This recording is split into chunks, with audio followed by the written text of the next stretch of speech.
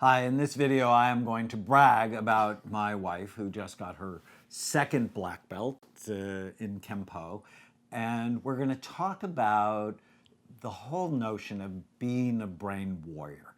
Our little icon for a brain warrior is a brain with a black belt around its head. It's a concept that's near and dear to my heart. Now, you just worked your brains out to get this black belt. I mean, it's a 5-year process. If you see any of the videos of her during her test, I mean, she's just awesome and scary. And in the process, we really started thinking, not only are you a warrior for the health of your brain and your body, but really that's what we want for you. You're in a war for your health, and we want to help you win. You know, a lot of people ask me why I would choose something like Kempo as my sport and why I would work so hard to get this black belt, because it was not easy. And for me, it's very simple. It is symbolic for me. Besides the fact that I love what I do, it's symbolic for me. After going through what I went through with my health, it was not fun. I mean, it was really hard. I was frustrated. I was angry. I was depressed. And it was years of going through that. And training as a warrior, really training in martial arts, became something that became very symbolic for me. Not only was I attacked physically when I was young, walking to high school, so I wanted the self-defense, but after being attacked with cancer inside my own cells, I felt like I was attacked by this phantom that knocked me flat on the mat, if you will. I realized I had two choices. I was at this fork in the road. I could be a victim or I could be a warrior. There was no in between. You're either going to fight back or you're going to allow these things to take you down. And I may not be able to control being attacked, but I can control my response. And I hate the word victim. I mean, I hate it. So I started training really hard, because that training for me is very symbolic of overcoming, of beating it, of being able to break through. And it's the day that I got that black belt, 2 days ago, actually. I worked so hard. I was so focused. It was so intense. And at the end of it, I got very emotional, because I realized to find myself there when the truth is, at one point, I was told never to practice martial arts again. Right, that your doctor said that Do you not do couldn't it. do that. Because my heart rate was too high. I had all these health problems. And, you always tell me that the best way to get me to do something is... Tell you not to do it. Right. So it means so much. I know what her brain looks like. And there are so many lessons that I learned, which we'll share with you as we go through this video. Well, and for me, so I'm a psychiatrist. I started Amen clinics 25 years ago, 26 years ago. And it's clear I'm in a war for the health of not only my brain, but the health of my patients' brains. And so these concepts really go together. And as I think of the war, everywhere you go, someone's trying to shove bad food down your throat that will kill you early. Someone's trying to pour a toxic thought in your head. There's chronic stress everywhere. I love this concept because it's owning the truth.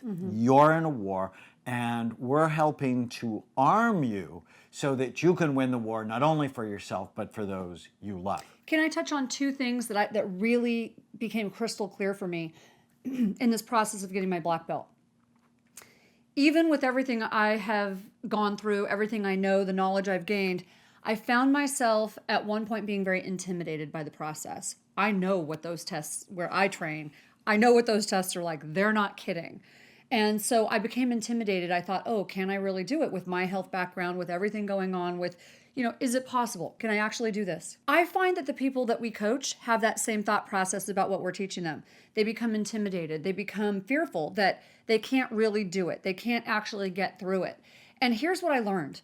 When I actually found myself going through the test for real and finishing it and getting my black belt, not only was it such an incredible feeling and such an accomplishment, but here's the thought that crossed my mind. The fear of it, the intimidation, the thought of doing it was far worse than actually doing it.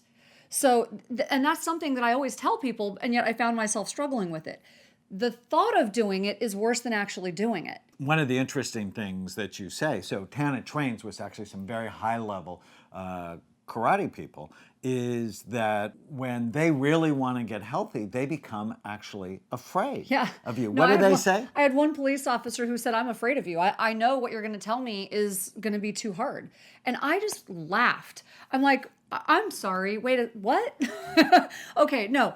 Getting your 8th degree or 9th degree black belt, that's hard. Going through medical school, that's hard. Being sick, that's really hard.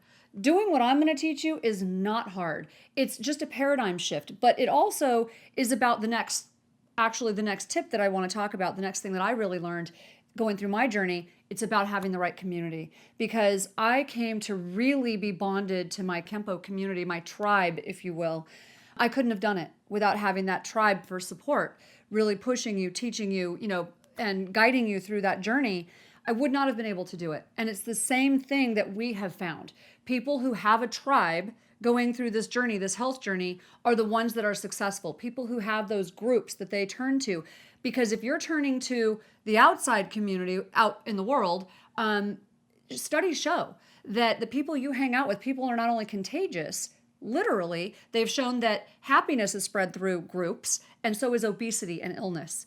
The people you hang out with are contagious. In fact, your longevity is determined by the tribe you choose. So that's how important it is. I would not have been able to get my black belt, no questions asked, if I hadn't had this tribe. Every time I got a minor injury or I was struggling or having doubts, they're right there going, are you kidding me? Look you're awesome at this. It's not that hard. I mean, they're just pushing you all along the way. So you need a community. If you really want to become a brain warrior and get really healthy, both mentally and physically, one of our goals is to create a community that you can belong and get the information and support that you need. In fact, that was the secret sauce in the Daniel plan, was the small groups. That's why people were so successful. You've got to have a they community. may not know what the Daniel plan is. The Daniel plan is this program that Tana and I helped develop for Saddleback Church, along with Pastor Warren and Mark Hyman, where 15,000 people signed up the first week. Over the first year, they lost 250,000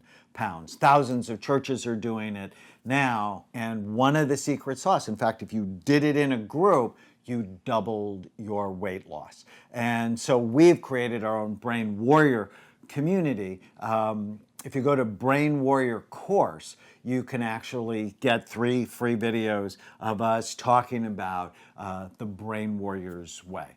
We are here to support you. If you like this content, subscribe to our YouTube channel, leave comments below. That's where we get a lot of great information. Thanks for being with us.